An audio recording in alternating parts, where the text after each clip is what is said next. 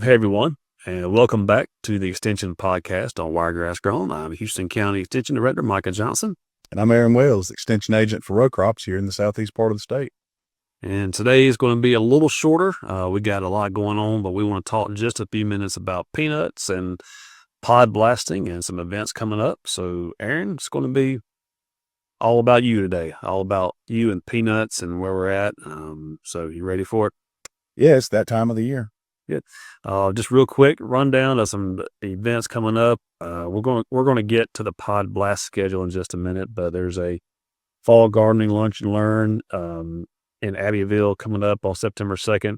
There's a property tax workshop in I think Headland on September 16th. Backyard orchard lunch and learn with the Wiregrass Master Gardeners in Dothan on September 16th. Plenty of events going on into October 13th. There's a pond lake management workshop in Troy. And again, this is Wiregrass Grown, so we like to advertise things happening around the Wiregrass, even outside of Dothan. So a lot of these events are around the Wiregrass. You might have to go to a neighboring county, but a lot of these events are good information. And again, with extension programming, it's all research-backed, university-backed information. So feel free to check out the Wiregrass Grown page and check out the calendar of events, and also the extension page.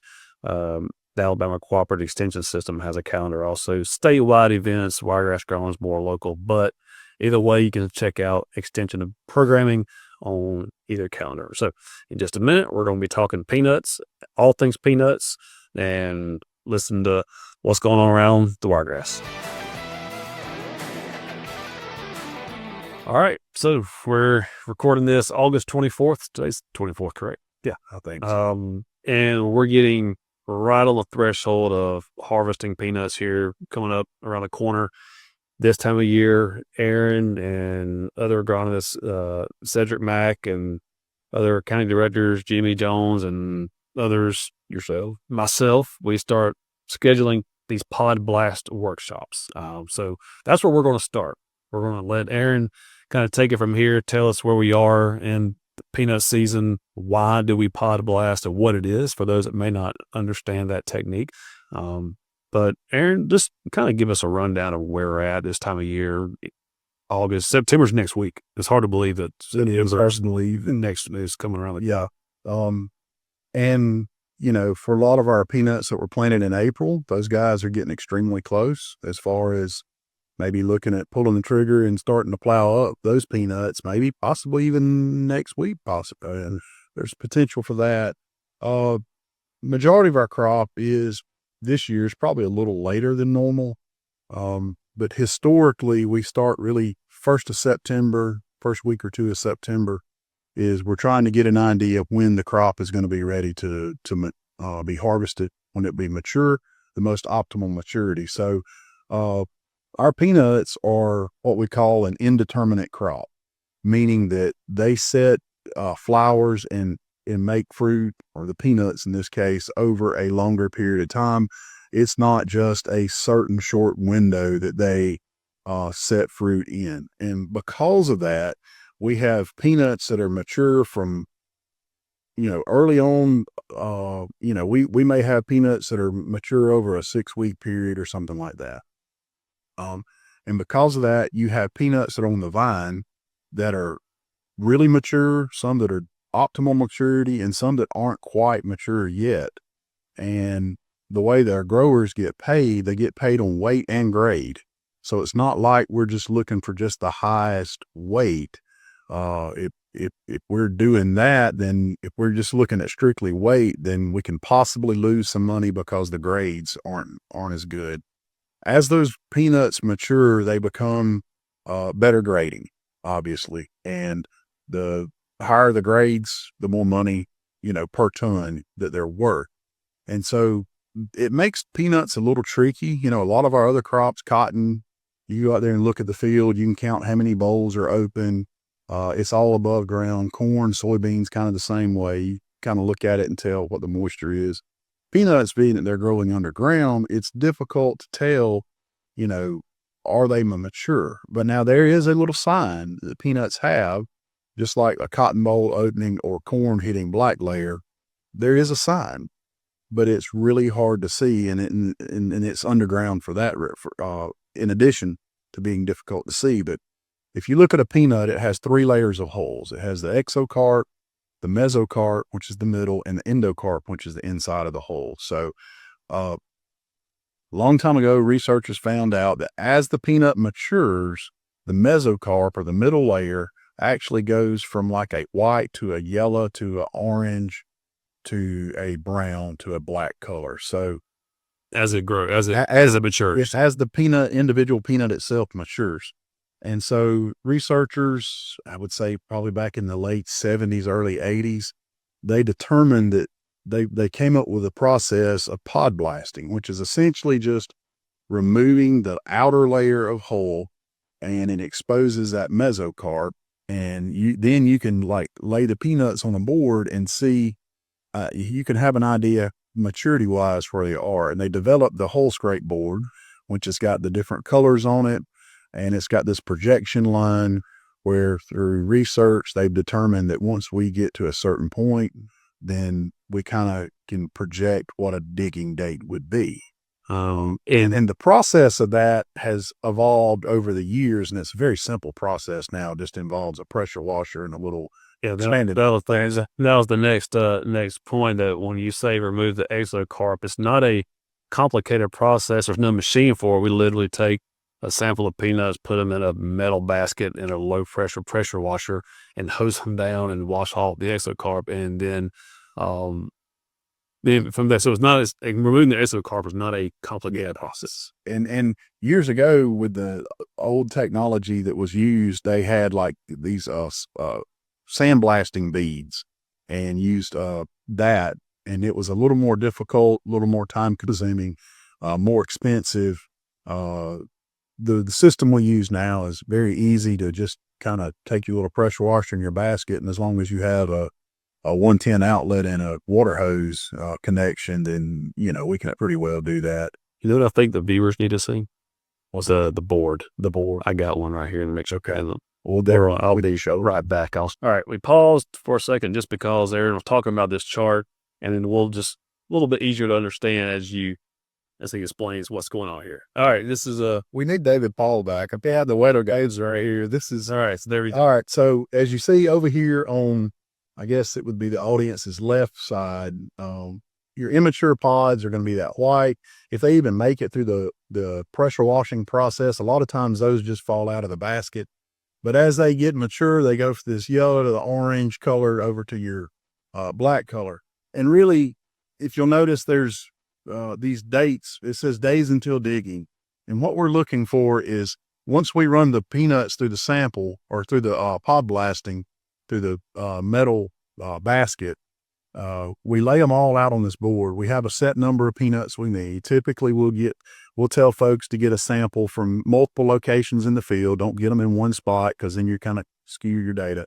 It's best if folks will bring the vines and all, but if you want to go ahead and pick them off, that's fine. We need, roughly 100 peanuts or so. But the big thing is we need to pick every peanut off the vine. We don't need to pick just a certain ones right around the tap root or anything like that, because our information is then not very good. But we get the sample, we put them in the basket, we scrape the outer hull off, and we lay them on the chart, and we start sorting them out based on the color that we see. And once we get more than 3 peanuts, because there's these little cells, it's maybe hard to see, but you can see there's a cell right here. And once we get above 3 on these particular days for the color, that's our projection line. And that tells us exactly. So if we stack them up right here in the first place, we may have 1 here and 2 here. We may have 4 in the 10 category. Well, that tells us those peanuts are roughly 10 days away from being plowed up. Now, typically there's this slope right here. This is kind of the slope we like to see, how our crop matures. We, typically want to see smaller numbers here, and as you go this way, you have more and more numbers of pods there. That's just indicative of a good crop set. Sometimes you'll see a break in here. Maybe if you went through a drought situation, you had insect pressure or something like that, there may be kind of some up front and a little break and more back here. But really, this chart helps us to try to determine what's the optimal time to actually begin harvest and plow up. A lot of times our guys will, they just need to know when's best to start. And once they get started, they didn't stop when they planted. So once they start harvesting peanuts, they'll just continue harvesting the peanuts just like the way they planted them.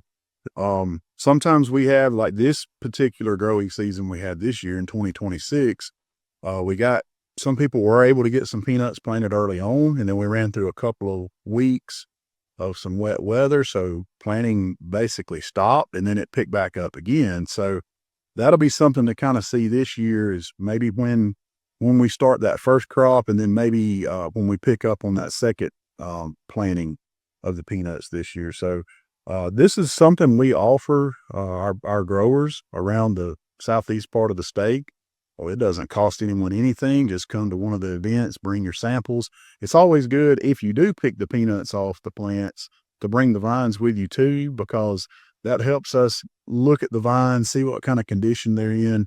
Do we have any leaf spot issues? Do we have any white mold or limb rot issues to help determine, what is the actual best day to harvest? Because if you run into a situation where you have a lot of disease pressure, we may have to bump that digging date up just a little bit, because if we start losing too many leaves on the plants, you're going to start losing the peanuts before in the ground before you're able to plow them up. So it's not all right, here's your day. You need to dig in 5 days, or you need to dig in 10 days. It's kind of a very fluid type process that can vary. Yeah, and if you're a grower and you want to bring some in, just a couple of key points, like Aaron mentioned, pull samples from throughout the field.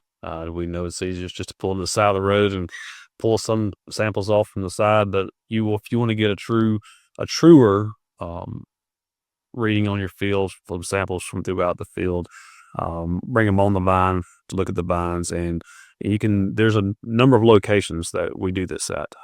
Here at the Houston County office, we'll do it pretty much on Mondays in September. There's going to be a couple of days a week at the research station in Headland. I think some other counties are hosting some, but we're going to put a calendar out with different locations. Anybody can go to EO, and you don't have to go to a certain location due to the county you live in. We just try to offer different opportunities at different locations at different dates. If you know that you're still weeks out from harvest, and if you want to wait a week or two, just pick a date that works best for you. If you have any questions on that, you can look at location or dates or call us, and we can give you any information you want. Yeah, and we'll be more than happy to meet with you if you got an issue on your farm, something you haven't seen before, or something that's kind of strange. Just give us a call if you just want us to come out there and take a look at it, and kind of give you an idea about what it may, what it looks like it could be as far as when harvest will be ready. Just give us a call. We'll be more than happy to come by and take a look and help you any way we can. All right. Shift gears for just a second. Of course, peanuts are right here, right around the corner, but cotton has been a topic. Cotton is always a topic, but the Jassids are here. We're seeing them. Just kind of showed up a couple weeks ago, starting to get a little bit more. Give us a little update on what we're seeing with the Jassids and what farmers are looking at this time. Yeah, we knew from the 2025 crop, the Jassids came in first week or two of August. Is when we really started noticing them, and they kind of, I don't want to say they sort of caught us by surprise in 2025, and that was one of the problems we would run into because it was a new pest. If the populations got so great, they could cause some major damage to the crop. This year, we're a little more vigilant about looking for them, trying to detect them as soon as possible to make any kind of management decisions that need to be made to help control them. And I will say, today is the 24th of August. Not last week, but the week before, I had heard some reports of some fields that had been to a level that needed to be treated for Jassids. And I heard of a couple, and that was kind of it. We had been hearing that there was some around in field borders and things like that. Last week, it seemed like the light switch kind of flipped on, and we started seeing more and more fields that needed to be treated last week. The one thing I would say is we're not saying that the roof is on fire and the building's burning down or anything like that. But one thing I will try to reiterate to folks is it is now of the utmost importance, if you have cotton, if you do not have a scout, to be scouting your cotton. You need to be in that field at least once a week, looking for the insect. If you don't know what they look like, or you don't know how to look for them, or don't know the thresholds, just give us a call, get in touch with us. We'll be more than happy to help you any way we can with that. We're getting to the point in the season where there's a lot of cotton that's really close to possibly being out of the woods as far as could be damaged by this insect, by this bug. But then, like with the peanuts, we got a lot of later planted cotton too, and we still got a little ways to go. If left uncontrolled, this insect can wreak havoc on a cotton crop in a matter of a week. So we do have some materials that we can use to help manage the insect, keep them under control. But the key to is going to make sure we catch them in a timely manner. And so that is one thing I would like to really enforce to folks is it's hot outside. It's the month of August. It is hot outside, but now we can't just depend on what we might hear from our neighbor, what they have going on in their field. I looked at several fields last week, and one field may have them in it, and then half a mile down the road, the fields may have nothing in them. And so it is really on a field by field basis. And so I would just encourage everyone to just be mindful of that, and don't let them sneak in here on you, because we've had some spotty rainfall, and for the most part our crop looks fairly decent this year. And I would hate for something to happen just because it was hot outside, we weren't able to get in the field, and we get some kind of infestation in that field and lose the crop. So is there a certain threshold to take action? If you see one or two, do you take action? Do you see is there a certain point where a grower, sees they accurately identified a Jassid or not just a typical leafhopper, but is there a threshold where it's go time to do something? Yeah. Right now, Auburn's extension's threshold is one leafhopper or one Jassid per leaf. And typically what you do is you want to go and look at that fourth leaf on the plant, and that doesn't mean don't look at the third or the second or the fifth or the sixth, but that's the kind of the area we're looking up in that top of that plant. Maybe not very up there in the terminal bud, but right there below it, we're looking in that area. And you flip the leaf over. If you're careful and walk through the field kind of quiet and just sort of ease through the field and stop, just don't really move, you can sometimes see the adults on top of the leaf. They look very similar to a leafhopper. And I have seen some, we call them mimics this year, and you almost have to have a hand lens or take a picture of them with your phone to see that they actually have the two black dots on their wings, or they don't have them. If they don't have them as an adult, we know that's probably just going to be a regular, some kind of leafhopper. We just call those the mimics. But usually if you see some adults in the area, you flip those leaves over, look at the bottom side of the leaf, and you can see the little nips on the bottom side. Typically they're right there where the petiole attaches to the leaf, and the little veins on the bottom side of the leaf. They like to hang out there, but they can be on other parts of the leaf as well. But we're counting immatures and nymphs all in the same count. So if you've got 4 immatures we're counting the matures and the nymphs in the same count. So if you got 4 nymphs and 1 adult, we count that as 5.